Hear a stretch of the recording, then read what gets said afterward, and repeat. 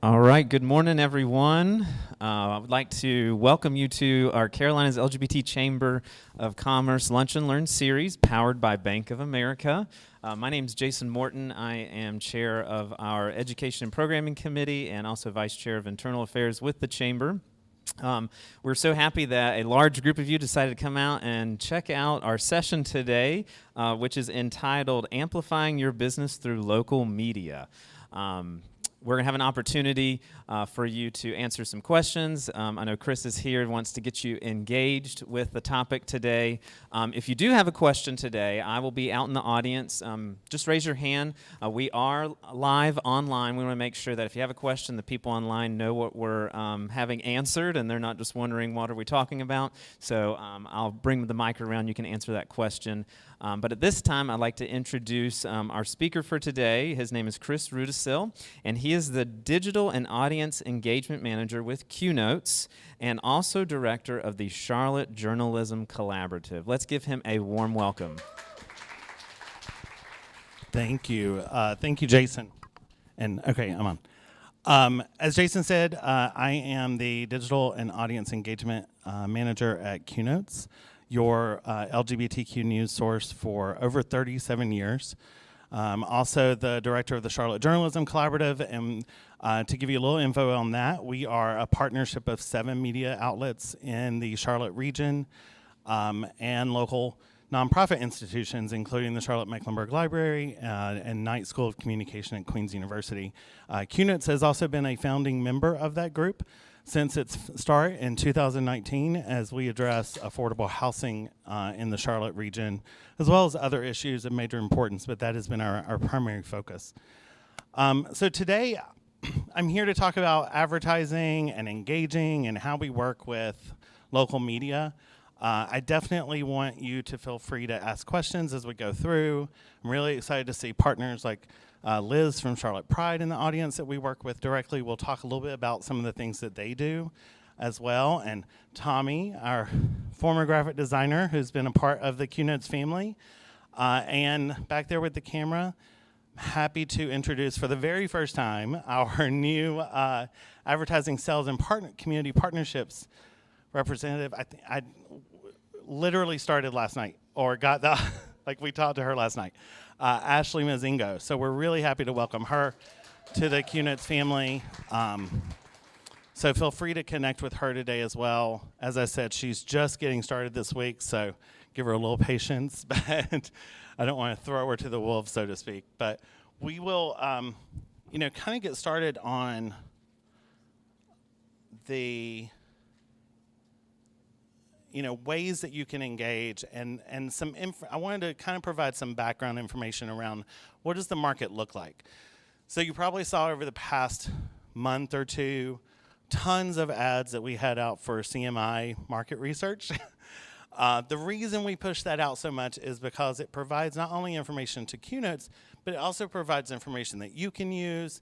It provides information that our community nonprofits can use so that they better understand the audiences they serve.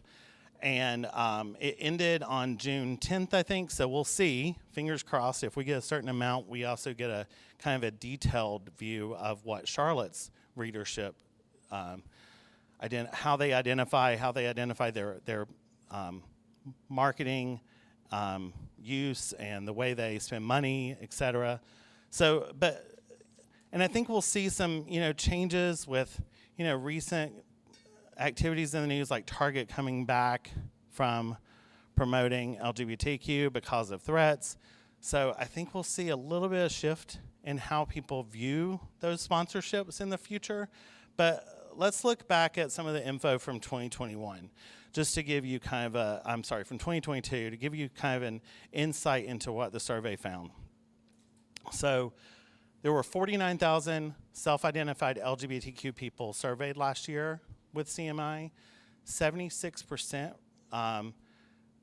think more positively about companies that sponsor LGBTQ community organizations and events. That's good news. 71% are more likely to purchase from a company that outreaches and advertises to the LGBTQ community. And finally, 69% think more positively about companies that specifically advertise in LGBTQ media.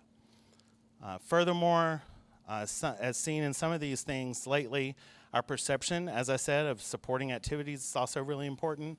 The top 3 that came in were respondents said that openly supporting LGBTQ equality legislation was important, actively supporting LGBTQ employees, and speaking out against discrimination of transgender and non-binary community members. All of those ranked above 82% of the respondents. If we dig into North Carolina or the Carolinas and our audience, by population, Charlotte has the largest LGBTQ plus population between Atlanta and DC, not surprising. 35% of our survey respondents identified as women, 57.5 as men, 27.1 as cisgender, 4.2 as trans women. And I will make a note here. People were able to choose multiple things in that survey. So if you didn't take the survey, you were able to select more than one.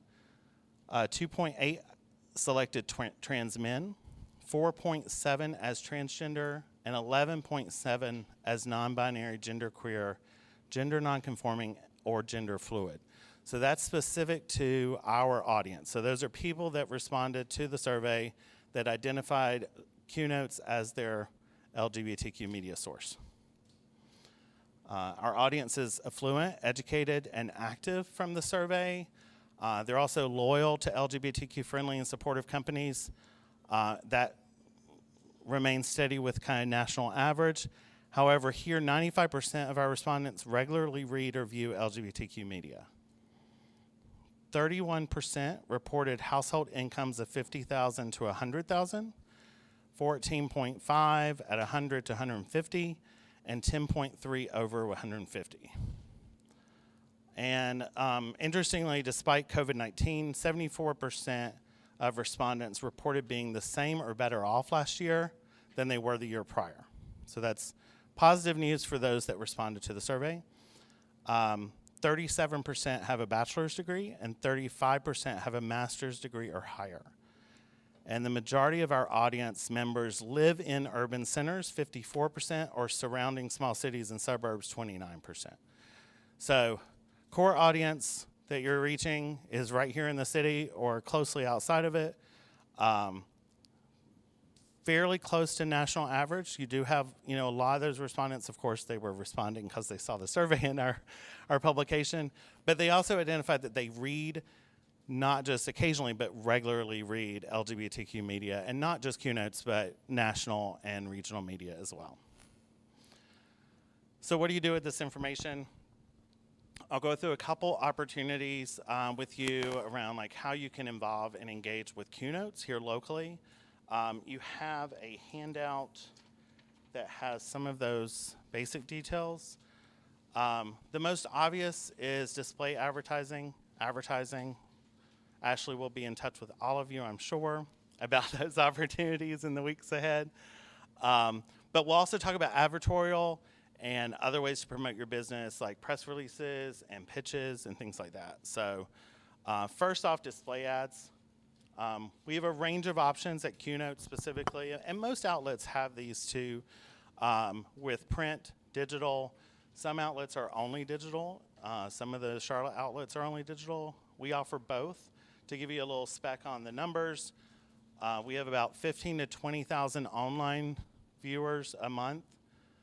Print readership averages about 6,000 per issue. Since COVID, we are only distributing in the Charlotte region for print. Online, we go further than that. We can geo-target advertising online as well. To give you an insight into what our market looks like, Charlotte, of course, is the largest online readership, but second largest would be the Triangle. So Raleigh, Durham, Chapel Hill. Third would be Triad. And if you go to the website, you'll notice you have an option of selecting what your specified homepage is. So you can actually select that Triangle is your homepage moving forward. Print distribution also changed in COVID, where we previously were only distributing at bars, restaurants. A lot of those were closed during COVID, so we shifted to grocery stores. So Kunitz is now available in 63 area grocery stores, Food Lions, Harris Teeters around the Charlotte region. We are considering expanding print distribution again to the Triangle, specifically Raleigh, Durham. We are testing that with this current issue as if it's our annual In Focus Triangle issue for out Raleigh that's this coming week.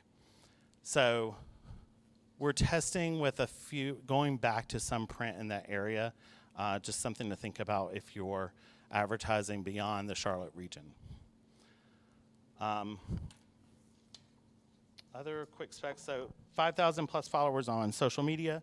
Another big thing that you can think about advertising that we've seen a lot of success for, and we also see a lot of success in other media outlets, is our newsletters. We know that customers are, or audience members are using local media differently today. A lot of them are engaging with newsletters. You probably realize this as a consumer that your inbox is often bombarded with newspaper, news, individual stories coming through, but we know that it's where people are engaging. So we also offer email newsletter advertising, something to seriously think about. We have around 1,800 subscribers today. That is increasing about 60 per month. Kunitz is part of a national program called NewsPack, which was set up by Google and WordPress. And it's basically our CMS for the website, but it comes with all these additional tools, and part of that is reader activation. So we've seen, since joining a pilot program with NewsPack around reader activation, we have consistently seen anywhere from 60 to 80 new newsletter signups a month. And that's been for the past 9 months. So it is, and it's not slowed down. It is consistently continuing to grow. So I think email newsletters are really something to think about. If you've not thought about advertising in those before, it's a good option. There are opportunities to sponsor a newsletter, but also opportunities just to put an advertisement in a newsletter. Other opportunities involves events. I mentioned social media. I am not a huge fan of social media ads. I know I'm probably the odd duck on that, but I think they work if you do other things. So it can't be your only thing. If you've not advertised anywhere, don't just do social media. I think it gets lost. I think you do a combination of things. So you're kind of building that brand awareness, building that awareness around what your product or what your sales are. But those options are there. I mentioned email marketing.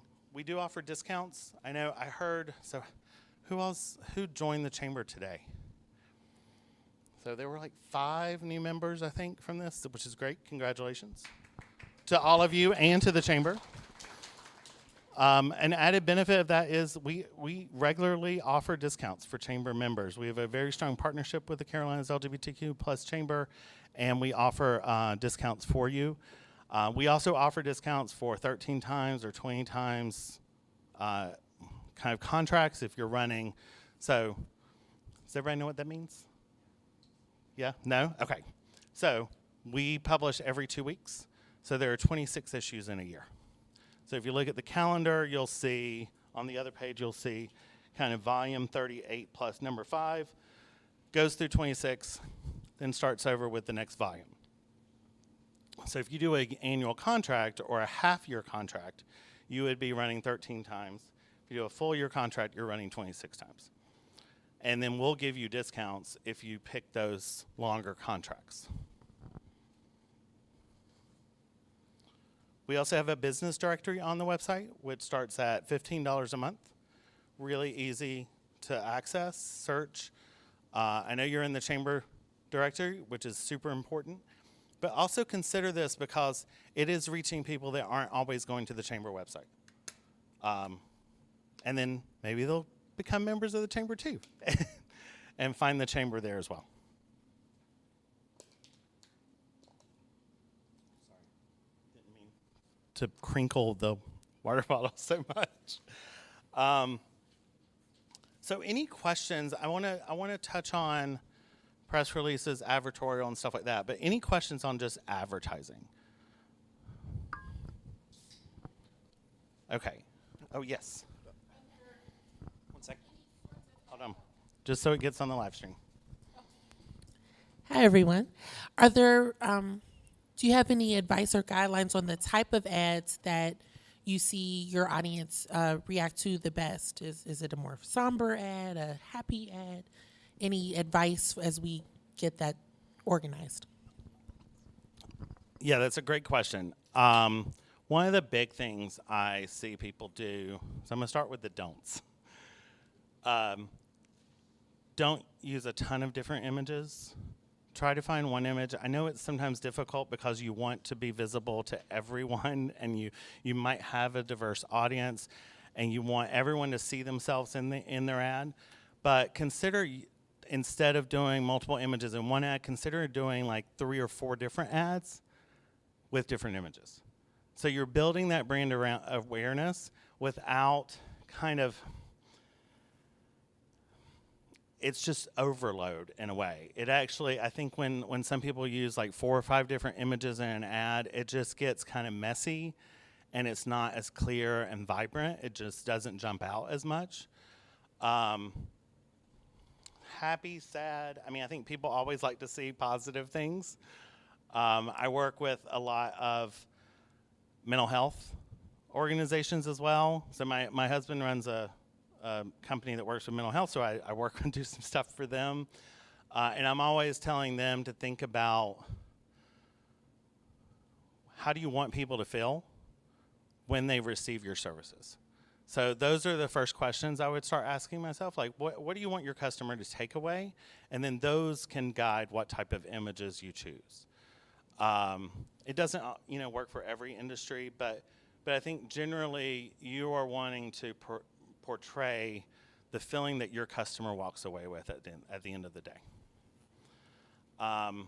Be very careful of text, especially on online ads. I've seen this so many times where people put all the text from their print ad right into an online ad, or they just resize it. Doesn't work because people can't see that. Even if they zoom in on their phones, and that's making them take an extra action. So you want to make it very easy for them. What's the main core message, the call to action that you need them to have? It's like designing a billboard. People are driving down the road. What's that quick call to action? Bold print. This is what I want you to do. This is what I want you to understand. And then they will dive deeper into your website or to your company to find out more.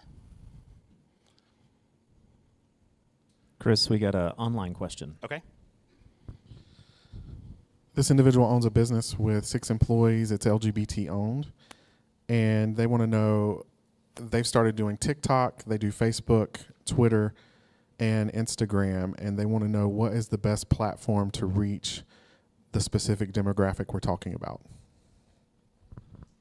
All of the above, but I think you have to dive a little bit deeper on who are you already engaging with on those platforms. And this is where I think you test things. So I'll use a CJC example, a Charlotte Journalism Collaborative example. We are not on TikTok. I refuse to be on TikTok. I think if you're great on TikTok, do it. I see a lot of amazing stuff happen on TikTok, and I know it gets attention. I'm just me personally. But the Charlotte Journalism Collaborative uses Facebook, Twitter, LinkedIn, and Instagram. I engage with most of my housing organizations through Facebook. I engage with other journalists in Charlotte on Twitter. I engage with 20 to 40-year-olds on Instagram that are interested in becoming more active around important issues, social issues in Charlotte. LinkedIn, I haven't really figured out who I'm engaging with on LinkedIn for CJC yet. It's okay. I don't use it a ton. I feel like I'm engaging more with journalism organizations there. So my point is, I'm using all of those, but I'm using them all differently. And I think that's important to think about. If you are only targeting one audience, like where are they engaging with you the most? And this is where you test things. Test something on Twitter, test something on Instagram, see who engages back. Look at your analytics, and then figure out what the best route is going forward. Would you add anything? Sound good? So Ashley knows a lot about this too. And I think I'll add here, because this goes along with the same topic. This Elizabeth in Myrtle Beach. Hi, Elizabeth out there. I think this goes along with it. Wants to know, how many times a day should you post, and on what day? Should we include tags and hashtags? Oh, the stage. Okay. I'm not that short. I'm usually short, so people can't tell the difference if I'm standing or sitting. So this works. Hi, everyone. Ashley Mozingo. To answer the question that came from online, it definitely is something you have to look at per platform. LinkedIn is going to be the place that you post maybe some of your articles. LinkedIn also has a built-in feature for blogging for itself. So it has its own kind of WordPress kind of built into LinkedIn now. So you want to put major news like new employees or new initiatives, maybe a recap of an event you did. That usually goes on LinkedIn. For TikTok, if you want to use TikTok as your platform, a lot of people are using TikTok like Google. So a lot of content surrounding how to or where to find or popular XYZ. Those things tend to do better for businesses with TikTok, unless you're doing something trendy, which I don't love because trends go so fast. With TikTok and Instagram, using trending audio also helps with your, Reels. So if you're doing event recaps are really popular with Instagram. Event somewhere new. So let's say there's a LGBTQ plus friendly business or platform highlighting, oh, they serve this food, or check out this drink. Those things perform really well, or things that you do with your particular business. So if you have a brick and mortar somewhere, day in the life of, those things do really well on those platforms. So that's what I'll speak to there. And then ads or engagement. You definitely look at who engages with your post. So each platform has somewhere where you can view the activity. You can view if is it more male, female, where is it targeted? Is it more Eastern? So I would say if you're running an ad on these platforms, especially Instagram has the most intuitive engagement review platform. So you would look to see what's going on there, and then you'll target your ad towards those demographics. A lot of people just use Instagram's the auto demographics. I would discourage that because you can put in Eastern region, New York region, California region. You can put in you can go down as far as the type of jobs that people have. So are they more office driven, HR driven? Are they political driven? So you can narrow down where exactly you want those ads to show up, because Instagram and social media knows everything that we do. So you say, man, I really would like some Burger King, and then you see a Burger King ad. So it's so intuitive. You want to kind of hit those markers with where and what and who you're advertising to. I think that speaks to everything as far as that is concerned. I think so. Hashtags, I think they're good. I search hashtags around certain topics. I think it's being smart about which hashtags you use and not oversaturating the message with hashtags. But I think they can be useful in searching, especially if you provide something that people are likely to kind of dive into that area of focus. Time of day also, we, even at QNets, we use social media posting tools. I use Sked Social, which is a company out of Australia. If you go down the Sked Social route, don't get discouraged when trying to set up Instagram. It just takes a little patience because they have to dial in from Australia, and so you'll get all these security alerts. But I found it a really useful tool in managing our social media.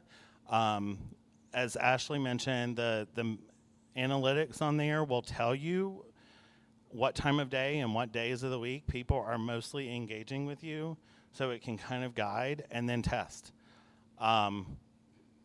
I'll use this event as an example. If I was wanting to reach LGBTQ business owners and I knew this was happening, I would we end at 1 o'clock. So I would look at, running some social media ads in this 5-mile radius between like 1 and 1:30, because what do most people do when they're done with a meeting? They pull out their phone and they scroll. So, you can go down to the targeting this parking lot and specific time, and people are going to engage at that time. So, Luana, if you see a housing ad show up right after a city council meeting, you know who did it. So, I have a question, Chris. Yes. Obviously, businesses, they like free. So can you comment a little bit on, how does from a business standpoint, engaging with a media outlet to maybe, what are some ways, obviously talking about free advertising in general, maybe a comment on a story or something like that, but how does a business owner go about connecting with a media outlet, creating that relationship so they'll hopefully come to them for a comment on a story or a story about something, and then vice versa? How do media outlets, how do they go about seeking, the story and stuff like that? So obviously free promotion for your business in the form of telling some type of story or comment or thing like that. That's great, and perfect segue into the other side of this, which is press releases, pitches. You'll see a few of those things on this document, some kind of quick guidelines. Of course, we want you to advertise with QNotes. It supports LGBTQ media, free LGBTQ media in our community, but we realize not everyone can, and there's different ways you can engage. And so a couple things to think about. Our online calendar on the website is completely free. There are some companies in Charlotte that really use it a ton, which I love seeing. It's a free way to advertise if you have an upcoming event, upcoming program. It's very easy to use.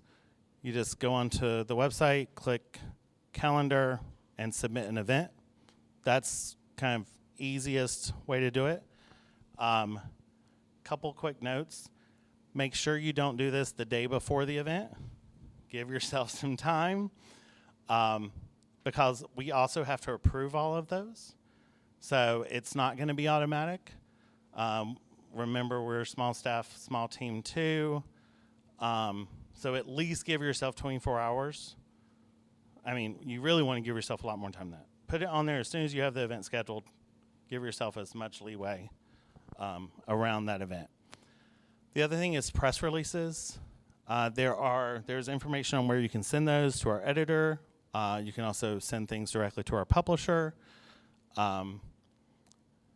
Couple quick notes on press releases. So I've listed 7 kind of very quick guidelines here. Your headline, make it clear, captivating, really short and sweet, what it is. On the subhead, you then want to include the date and location there. So it's another kind of quick, like this is coming up. It will quickly grab their attention. I need to pay attention to this today. What else makes that event, product, et cetera, special? And if you're sending it to, think of who you're sending it to. If you're sending it to LGBTQ media like QNotes, then, is there a specific person that's going to be there that is a well-known LGBTQ person? Is this product very important to the LGBTQ community? How can you say that in that subhead or headline that really grabs that editor or writer's attention? Realize we get a ton of stuff that's not important to us. We get, we're on national lists that we get tons of stuff too. So you want to make sure that it's very clear and upfront on what this is about, that it's local. This is a tie to your audience. And I say that with, about keynotes, but you also want to think about that if you're sending something to the Observer or Q City Metro. What is going to grab that editor's attention so that they're opening this up? Your lead paragraph, again, quick information on what people need to know, and then you dive into the product features or highlights or event highlights, giving more context to the story. Be honest, unbiased in your messaging. Another important thing is eliminate industry jargon. You want the writer to be able to use this information easily, and honestly, you want them to reach out to you to get more input. That gives you more visibility. So quick, easy, clear understanding language that they can also use in the story to tell people about what's going on. Include relevant, colorful quotes. Also, I think personal quotes are really important. It's important to give a personal, why is this product needed? How is it impacting the community? Especially when dealing with community newspapers or news outlets. What is at the core of what you're trying to advertise and promote? And then contact information. Also, if you're doing an event, think about what contact information you're giving, how much information you're giving, who should be contacted. If I'm doing an event this week and I am a team of 2, but I'm going to be the one that's running around like a crazy person trying to get that event done, I might consider giving the other person's phone number as the contact. Liz, I'm sure you've had to think about this. And and I think it's fine in emails, say, text me. Or, journalists love to text. We want to make it easy too, because we all have a lot to do. So think about those things. If you have an event on Friday, maybe put in a little extra direction in the email. I'm only going to be available, or you can reach me the quickest through this method. There are also some, these are kind of national kind of references here, but on the times to contact journalists. So most journalists don't have a preference on what day, but it says 62% said Mondays work, that they actually reacted more to those emails they got on Mondays. 64% of journalists will respond more to messages, and this is under the pitch stuff, but it's also, I think, relevant for press releases on anything that comes in the morning from 5 a.m. to noon. I know that is I even scheduled that. I have scheduled email time in the morning. I think a lot of us do that to start my day. So consider those things. The other...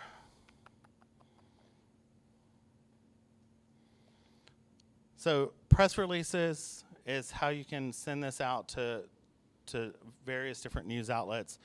If you don't have time, you do one press release, but maybe alter some of the information in the email to grab people's attention. Send those out personally. The other thing would be pitches to editors. This is how you build a relationship with those news organizations.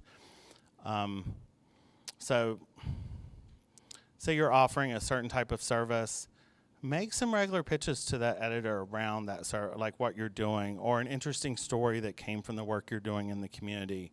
If your business is having a certain impact on the community, pitch that story, and there's some guidelines on how to do that. Maybe do it a couple times too, because you're building a relationship with those journalists. You're building a relationship with those news outlets. It's like everything else you do in business. It's all about building relationships. You want them to remember, so-and-so does this type of work. I have a story on this that's related to that. That can be a new contact. Does that answer your question? Yeah, and where do we find the information for the editors? Is it pretty much out there? Yeah. If you go to contact pages for most press outlets, you will find either an editor email or a specific story pitch or news desk You can also search for a specific name or search for an email with a news organization and find how they do their emails. Most companies use the same format. It's like first initial, full last name, and then you can find journalists that you want to reach, and using that same format, email those people. Like I know the Observer, it's first initial, last name at charlotteobserver.com. So if you know a writer that you want to connect with directly, that's the way. But most news outlets want you to connect with them. News organizations, especially today, are all about like community connection and getting reader feedback, getting connected to organizations in the community. So that's a great way to, most of them have their outlets out there. Also, a lot of journalists are on Twitter. A lot of journalists use Twitter for work, so you will find them on Twitter. I think Twitter would be a place I would think about messaging more so than other social media outlets for journalists specifically.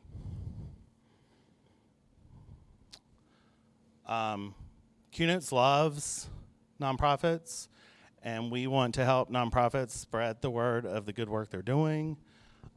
There's also opportunities so I'll use Charlotte Pride as an example. They do sponsored posts. So you can do advertorial. You've seen these usually around like healthcare. Plastic surgery uses advertorial a lot. I'm trying to think of other industries. Some product industries use advertorial a lot. But we can also do sponsored posts. I know Charlotte Pride, we've also done a lot with Rosedale. Those are great ways to, if you do have some marketing budget, to share your story with a news organization. We do list sponsored or advertising above something like that so people know. It's the same reason we list opinion above a story that comes in as an opinion piece. But it's a great way to share like personal insights. I love what Charlotte Pride has done with this. Love it. Because it shares, like they've shared several stories directly of people's experiences with Pride. And that is sometimes stronger than an ad. I think a lot of times it's stronger than an ad, because that is a way to share a really heartfelt, this is why this nonprofit or this organization exists. This is why that's important. You can't do that as well with just a single picture and a headline and, go to our website. So that's another thing to think about.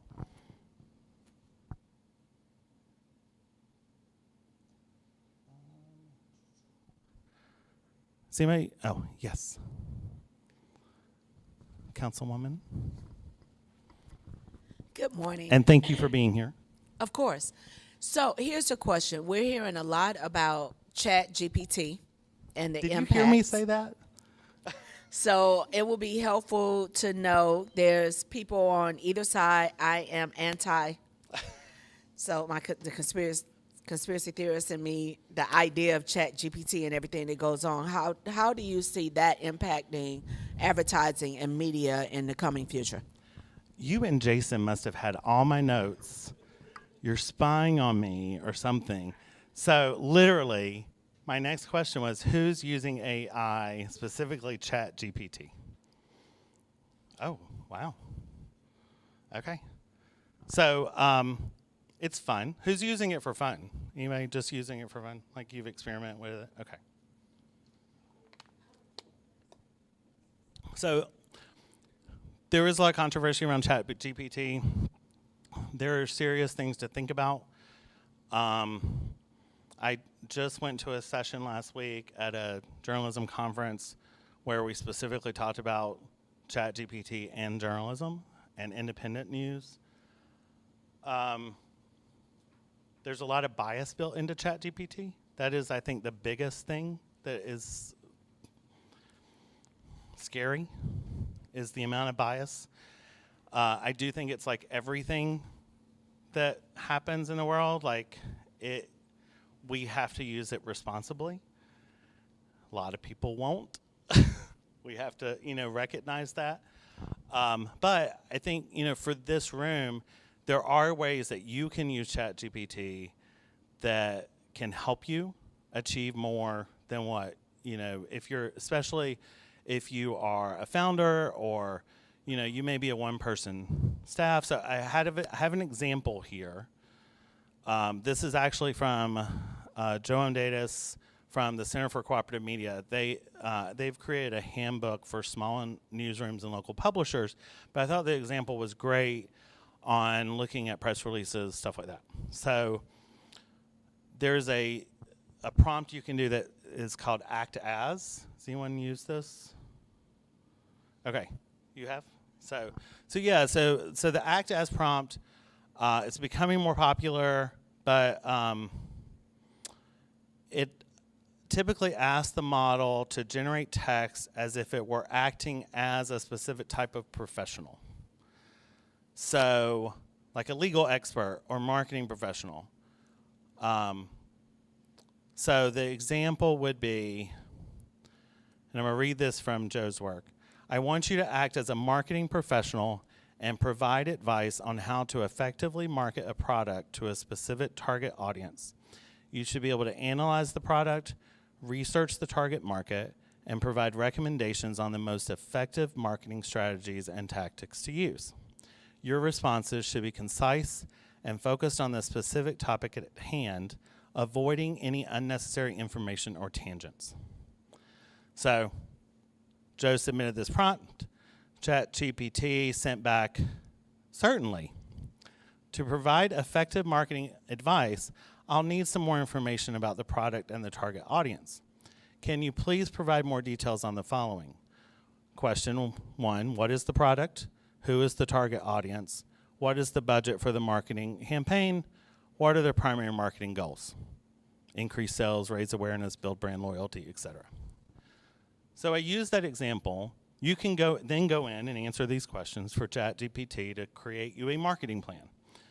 But I also think there's a really amazing thing that just happened with that, is that you got 4 questions that you need to think about as you start advertising.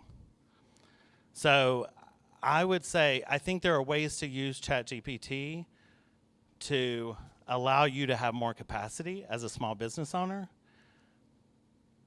You may not be able to hire a consultant to ask you these questions, but use ChatGPT as a way to kind of like pull out those questions that you need to think about.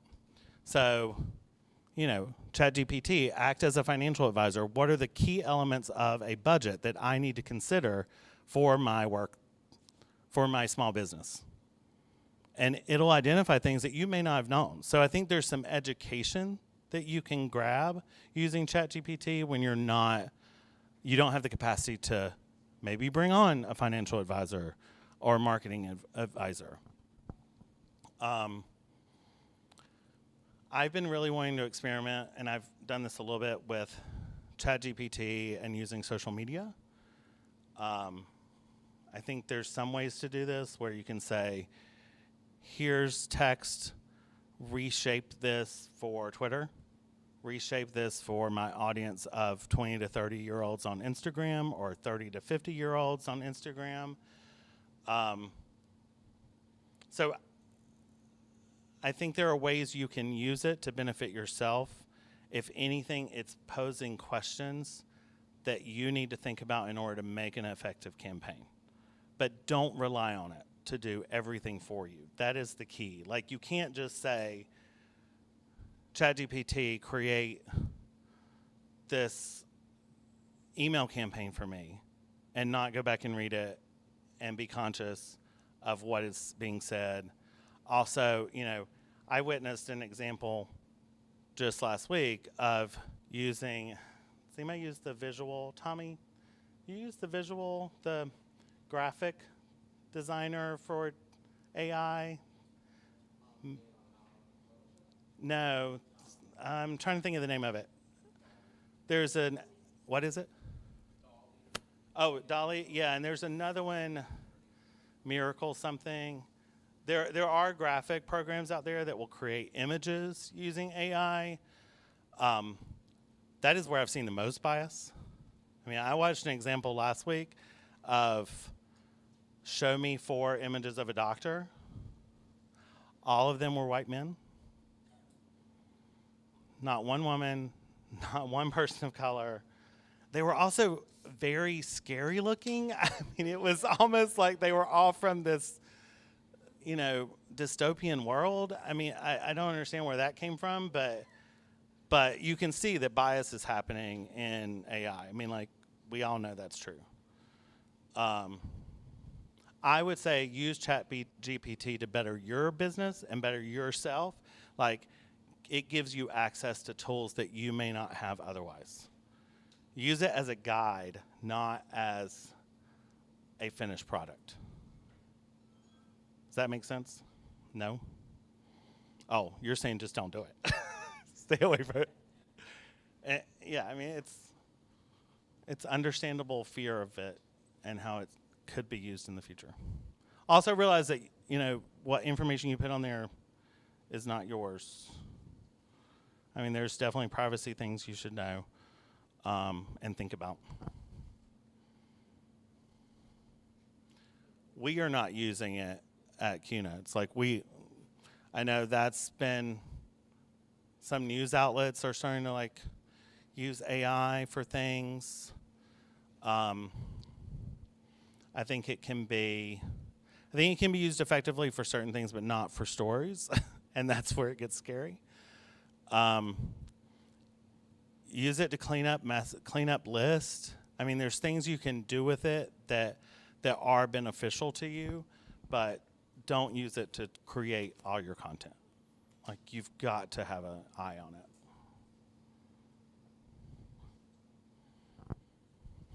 Yes. Ashley.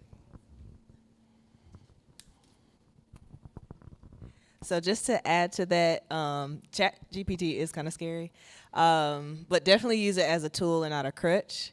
If you're weary about ChatGPT and want to still focus on writing your own things, I will highly suggest Grammarly. I love Grammarly. I have the premium version. I love it. So you can still be in charge of what you put into it, and you can have it rewrite things. So you can just tap rewrite for clarity, or rewrite in a professional tone, rewrite in a down-to-earth tone. So if you're still wanting to be in charge of what you are writing, but just have it refined or reformed, I would highly suggest Grammarly. Yeah, great suggestion. It also brought up translations. Do not rely on AI to translate things. It is worth paying for translation. I'm not just doing that for that business, but it is. I mean, you might get lucky, but it's probably not going to be good translation for a community. Like, Google Translation is for you to read something that may not have been translated.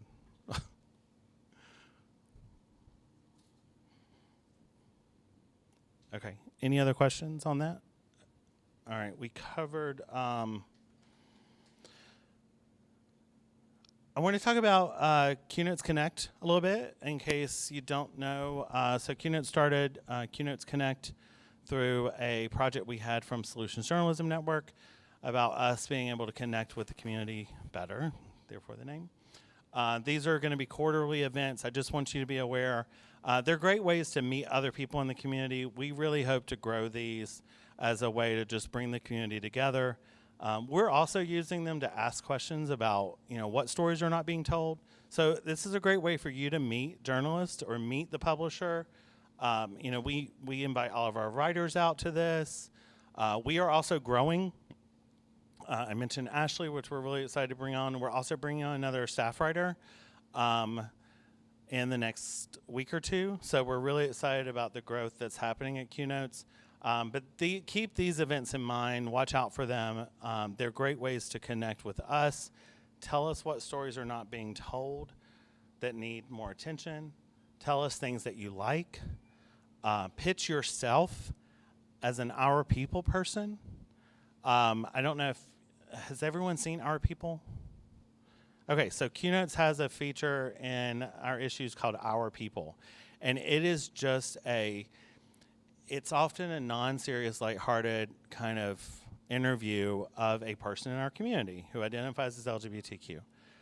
When we redid, so a couple years ago, we got a Google Innovation Challenge grant. And if you didn't notice, the website changed a lot. So it allowed us to really ramp up what we're doing online and change our entire platform. But when we did this, we also did a lot of focus groups, and our people was the most favorite item that we included in everything we had done. People loved it because it's all about just getting to know our neighbors, which is important. I've started taking this out to every event, like pitch someone to nominate someone to be in our people. Send your name in. We are always looking for people to highlight in our people. And it is a great way to promote your business from a non-traditional method of really promoting yourself as a member of this community and what you do. And at all those QNotes Connect events, we have a little sign up for that too. I also included our publication calendar. I think this is really, really important to think about when pitching or sending ads or anything. When looking at how you promote yourself to any newspaper, make sure to know how they are published. So QNotes comes out in print every 2 weeks. A lot of people may think, well, that means we're going to press like 2 days before it hits the street. No, we're going to press a week before it hits the street. So if you want anything in that issue, in the print issue, you've got to keep those dates in mind. Think about the time of your advertising. I was going to give another example real quick. I think we're getting kind of close to time. So this was a recent example of an advertiser that came to us, and the point of this is we can also help you with this. Like, you don't have to rely on a marketing professional outside or even ChatGPT. You can just call us, and we'll help you kind of figure out what your campaign can look like. It's what we've done. QNotes knows this audience. We've been around for over 37 years. It is the second oldest LGBTQ organization or entity in Charlotte after Scorpio. I think Scorpio is the only thing that's lasted longer than QNotes. So Scorpio is still open. If we might have seen each other years ago. So that was my first club. So we know this audience. We know what works. A customer came to us recently and had an event going on in July. So this promotion in July, and we were like, okay, how can we do this? And they had $2,000 for a budget. So I'll give you the kind of breakdown of what we're going with. They'll have a full-page print ad in the June 22nd issue, which is $500. Full-page print ad in the July 6th issue, which is $500. Then we're doing also an ad in the email newsletter, those 2 issues. We do 3 e-newsletters a week. They go to different audiences, though. So our Friday newsletter goes to every member or every subscriber. The Thursday goes to folks in our local news team membership. So those are people that donate $60 or more a year, so $5 more or more a month. And then our Tuesday newsletter is newer. It has been our Outlook, which is focused on labor issues, but we're expanding it to also focus on local business and small business. So 2 newsletters. Then we have a Facebook post, 1 per week for 4 weeks. So that is $250 a post is what we gave them. The extra large leadership board on the website, which is the large ad at the top of the site, right when you log into QNotesCarolinas.com. It runs for 4 weeks total, so $298 for every 2 weeks. So the total came up to $2,296.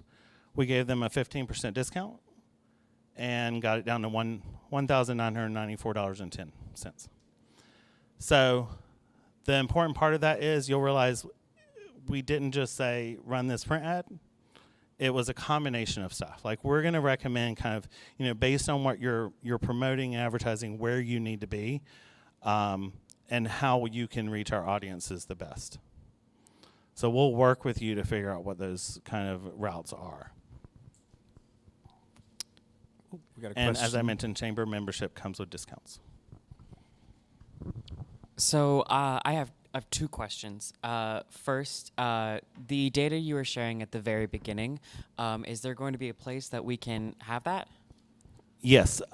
So, Jason, can we email something out to everybody who registered?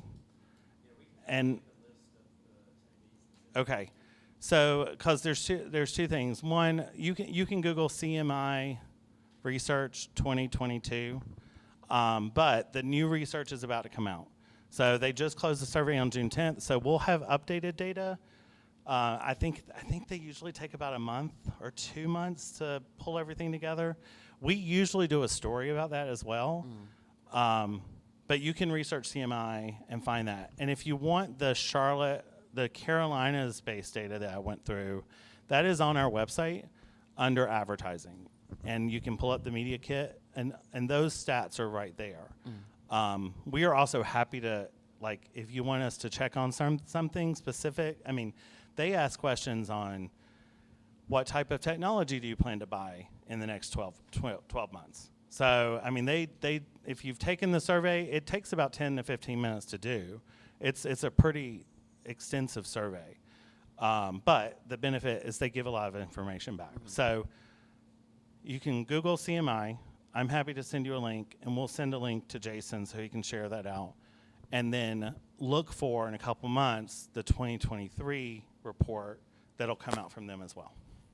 Awesome. And then the second question, honestly, since you were talking about creating a budget, is on your website, does it also show what the pricing for all of this information is? Yes. So in that same media kit, when you go to advertise, you'll see the media kit link there. You can open it up. It's got all the pricing. But realize, come to us and say, hey, I think I've got this much. And we'll figure out we're happy to help you figure out how to use that money. It also might depend on, like, the time frame. If you're promoting an event with advertising, there might be a shortened time frame. If it's a product launch, if it's just your business, you might want to do a smaller ad over, a year or over 6 months. So consider that in how you advertise. Website traffic, just so people know. And we keep a close eye on this, so this is where you can ask those questions too.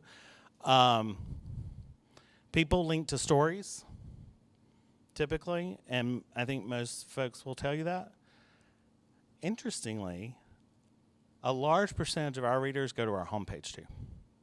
So they do actually people are going to just QNotes and then digging in from there. So we get traffic on some of the pages and then the homepage too as well. People always go to stories because that's what's linked from social. So, like, you see a story on social media, you go to that story, and so you can choose to advertise on those online slots on a story page, but also consider the homepage as another important step for us specifically. It's not true with every outlet. But for QNotes, we see a lot of readers that go there. You're welcome. Probably got time for one more question. I have one from online if no one in the audience has one. All right, we'll finish with this. Billy from Charlotte asked, does social media and newsletters need to have a goal set for conversion of customers or clients? Yes. No. I mean, yes, I think it's smart to think about what your conversion goal is with anything. My only hesitance there is, I think where we see a lot of success is where it is a combination. So it is not just saying, I'm only going to do this and I want 50% return. I don't think you're going to see it. I think where we see the biggest success is where there is kind of a balance of different advertising options. where you're doing a little bit online, you're doing a little bit email, you're doing a little social media, and you're doing a little print, or maybe just the first three. So I think, yes, have those kind of conversion goals, but also have this overall campaign goal and think about it more broadly. I'm seeing some nods in the room, so hopefully that makes sense. Okay. So, I was just going to say thank you. So on the calendar sheet on both sides of that sheet, you'll see all of our contacts and email addresses. There's also the QR code takes you directly to the contact page, so that you'll have so you can access us there, and then you can dig around the site, dig around the advertising. But that takes you directly to the contact page. If you have additional questions, you can email me at audience or Chris Rudisell at qnutscarolinas.com. Goes to both. And thank you for doing this. I look forward to engaging with all of you. We want to have a strong LGBTQ newspaper in this town. It is important to us. Otherwise, we would not be putting the energy into it. Because trust me, it's not about the money. We know it's important, and we also know that it's one of those things we don't miss until it's disappeared. And we don't want to lose that visibility and that voice in our community, because it's a huge, important part. But that also means it's important for us that you are all here and you are all successful too. So let us know how we can partner with you. Let us know how we can help. And thanks for being here. Thank you, Chris. Just a couple announcements before we let you go. Again, we appreciate you coming out and spending a portion of your day. First off, as I wrap things up, there is a QR code on your table or in your vicinity. If there's not one near you, turn around, but there should be one. Go ahead and scan that. It's a survey we'd love for you to fill out to let us know how today went. And also, if you have some interest, maybe you have something you'd like to share with our chamber members, topic-wise, or comments on what might be a good session, put those in there. Couple events coming up on June 27th is our Friends in Diversity big event where we are having, we partner with all the other chamber organizations in the Charlotte area. Big event on top of the Aura Hotel rooftop. You don't want to miss that event. Registration is out, so go ahead and sign up. I'm sure we'll have to limit capacity just because of fire code. It usually sells out, so go ahead and get registered for that event. It's going to be a great evening. Pray for good weather. Next, on July 12th, we have our next Lunch and Learn. It is entitled Network to Your Net Worth. We'll have Cameron Pruitt with the Freedom Center for Social Justice as our speaker. And I kind of break this event down to maybe you're going to an event, the goal is to network, you get into the room and you just freeze. You kind of don't feel comfortable, like, man, do I really want to approach this other person? Cameron's going to make sure you feel comfortable enough and you have the confidence to go and speak to those individuals and network and increase your net worth. So look forward to that on July 12th. It'll be here again. Registration, I believe, is up on our website. And at this time, I'm going to have our president or executive director, Chad Turner, come up. He wants to talk to you about membership real fast, and then we'll end things for you.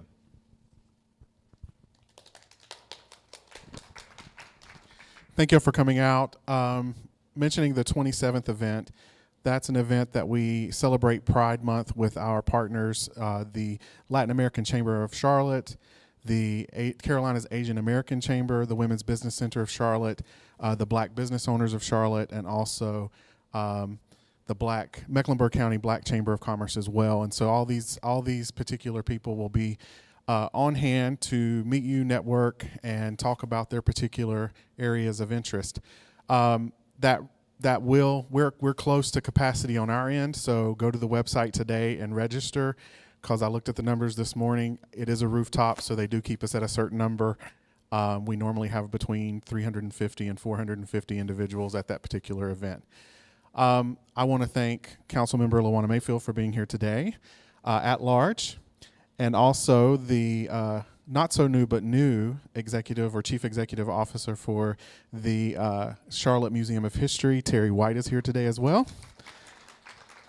And our new board chair is here today, Mel Morris, just recently appointed to the board chair role. About membership, some of you joined today. We recommend that you join. If you're one of the biggest questions we get is, do I have to be LGBT to be a member? No. 30% of our membership is ally membership, and then we also have corporate and nonprofit membership. You will have access to our network, our newsletter, our online presence, and also if you're an LGBT-owned business, you have access to certification. Give you an example. Last year, if you've met Sierra Lily is former chair, but she does our supplier diversity, and she's just run the numbers with our corporate partners, so that way we have a forecast mid-year. Last year in 2022, $3.8 million was spent with LGBT certified businesses in the Charlotte region. And so those are dollars that are designated specifically by corporations, municipalities, and organizations like the Hornets or Sunoco or whoever. And they're earmarked specifically to spend with LGBT-owned businesses through procurement or through goals that they set annually. If you're an LGBT-owned business and you have a product or you have a service, getting certified as a member of the LGBT Chamber is absolutely at no cost through the National Chamber. We now have 2 101s per year that we will do with you and workshops on. We're teaching you how to do RFPs. We now offer technical assistance in our offices in Plaza Midwood, and we're doing that with Skildora as well as some other organizations to assist you in learning how to apply for grants, access funding. Last year, we assisted over 2,500 businesses in accessing more than $3 million just through grants and opportunities within the Charlotte region. We did regionalize 2 years ago. If you're not familiar, we're in these cities, but we're also in the areas that surround them. And so there are events that are happening in those areas that as a member you have access to as well. The new website will be rolling out soon, and you'll be able to click into your area and you can pull up all the events and all the businesses that are in that area. So that way, if you're in Charleston or Myrtle Beach or Asheville or High Point, you're able to find what you can attend as a member of our chamber. And at this time, I'm going to ask Mel to come up and greet everyone.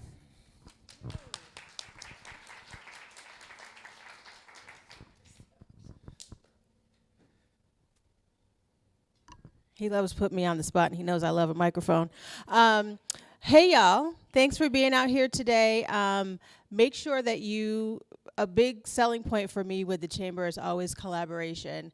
And we're really great at that, but we're getting even better. And so everyone that's here, everyone who's watching online, we really want to hear from you. We really want to hear how we can collaborate and work together. If there are ideas you have, nothing's too crazy. I'm all about the woo. So bring us all your ideas, all your thoughts. Tell us what you're doing. See how we can collaborate. And I look forward to meeting every single one of you and working with all of you. Thank you so much. And that's it. Now we're done talking. Have a great day.